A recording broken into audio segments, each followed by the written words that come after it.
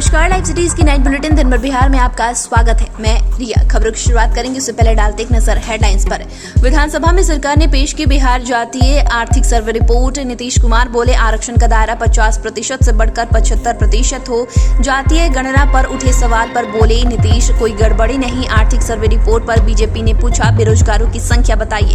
राबड़ी देवी ने पीएम मोदी और अमित शाह को दी बड़ी चुनौती। 45.54 मुसहर समाज को अमीर बताने पर भड़क गए जीतनराम मांझी। शादी वाले बयान पर बीजेपी का नीतीश पर तंज। सम्राट का दावा, चुनाव में अति पिछड़ा को देंगे सबसे ज्यादा टिकट। बिहार में 40 में 40 जीतेंगे, ललन सिंह का बड़ा दावा। पटना में आंगनबाड़ी सेविकाओं का भारी बवाल। अब खबरें विस्तार से। बिहार विधानसभा के शीतकालीन सत्र के दूसरे दिन नीतीश सरकार की ओर से जातीय गणना से जुड़े आर्थिक सामाजिक सर्वे रिपोर्ट पेश की गई। इस रिपोर्ट में बिहार में लोगों की आर्थिक आय कितनी है, इसकी विस्तार से जानकारी दी गई है। आंकड़ों के मुताबिक सामान्य वर्ग के 25% लोगों की महीने की आय 6,000 रुपए तक है। इसके अलावा 23% की आय 6,000 से 10,000 रुपए तक है। सामान्य वर्ग में 19% लोगों की आय 10,000 से 20,000 रुपए तक है। वहीं 16% की आय 20,000 से 50,000 रुपए के बीच है। सिर्फ 9% लोग ऐसे हैं जिनके महीने की आय 50,000 रुपए से ज्यादा है। वहीं अन्य जातियों के बारे में भी जानकारी दी गई है। बिहार में देश का पहला जातिगत आर्थिक सर्वे रिपोर्ट पेश किया गया। इस रिपोर्ट के मुताबिक बिहार में पिछड़ा वर्ग के 33.16%, सामान्य वर्ग में 25.09%, अत्यंत पिछड़ा वर्ग में 33.58%, एससी के 42.93% और एसटी के 42.7% गरीब परिवार है। सबसे ज्यादा गरीब यादव और भूमिहार है और सबसे संपन्न कायस्थ है। सीएम नीतीश ने सदन में केंद्र से आरक्षण का दायरा 50% से बढ़ाकर 75% करने का सुझाव दिया। सीएम ने कहा कि राज्य में 94 लाख गरीब परिवार हैं। इन गरीब परिवार को 2 लाख रुपए राज्य सरकार की तरफ से मदद दिया जाएगा। इसमें सभी जाति के गरीबों को मदद पहुंचाई जाएगी। बिहार विधानमंडल के शीतकालीन सत्र के दूसरे दिन विधानसभा में जातीय गणना की रिपोर्ट पर चर्चा हुई। मुख्यमंत्री नीतीश कुमार ने जातीय गणना के आंकड़ों पर उठ रहे सवाल को सिरे से खारिज कर दिया। सदन में बोलते हुए मुख्यमंत्री ने कहा कि ये सब बोगस बात है, कहीं कोई गड़बड़ी नहीं हुई है। सरकार की तरफ से खुद मुख्यमंत्री नीतीश कुमार ने विपक्ष के आरोपों का जवाब दिया और कहा कि 9 पार्टियों के समर्थन से बिहार में जातीय आधारित गणना कराई गई है। यह ऐतिहासिक काम हुआ है। सभी लोगों को आंकड़े दिए गए हैं, इसको ठीक से देख लीजिए। आर्थिक सर्वे रिपोर्ट पर नेता प्रतिपक्ष विजय सिन्हा ने सरकार से पूछा कि किस जाति कितना बेरोजगार, इसकी जानकारी बिहार सरकार ने नहीं दी।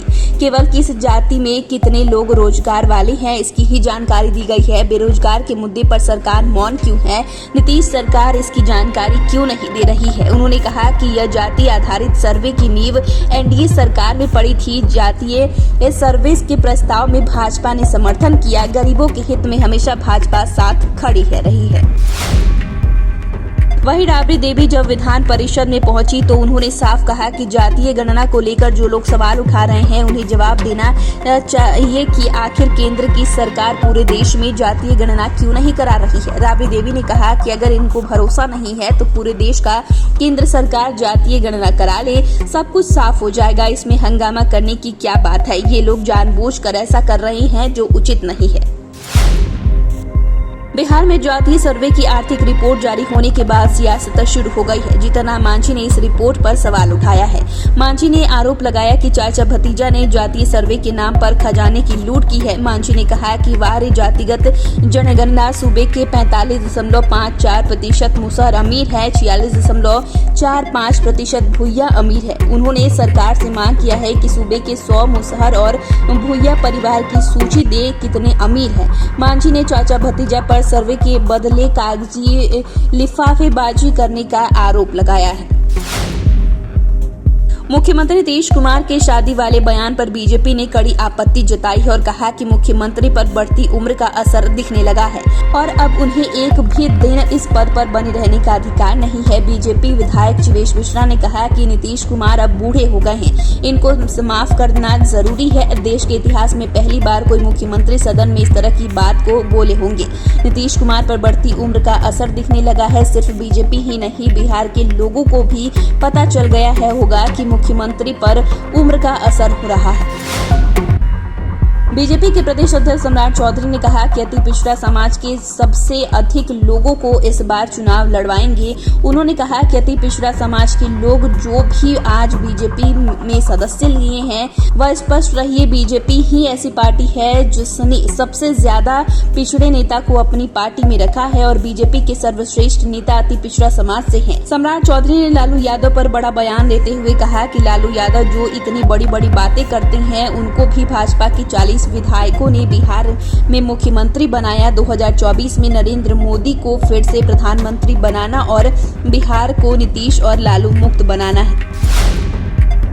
जेडीयू के राष्ट्रीय अध्यक्ष ललन सिंह ने लोकसभा चुनाव को लेकर बड़ा दावा कर दिया है। दरअसल ललन सिंह अपने संसदीय क्षेत्र मुंगेर के जमालपुर स्थित बड़ी दौलतपुर दुर्गा स्थान पहुंचे थे, जहां जनता के सवालों का जवाब देते हुए ललन सिंह ने कहा कि जैसे इतना दिन परेशानी उठाए हैं तो 6 महीना और कष्ट कर लीजिए, अब इन लोगों का विदाई तय है। उन्होंने कहा कि मोदी सरकार 6 माह के अंदर चली जाएगी और उसके बाद सब कुछ ठीक हो जाएगा। बिहार में बीजेपी 0 पर आउट होगी, 40 में 40 जीतेंगे।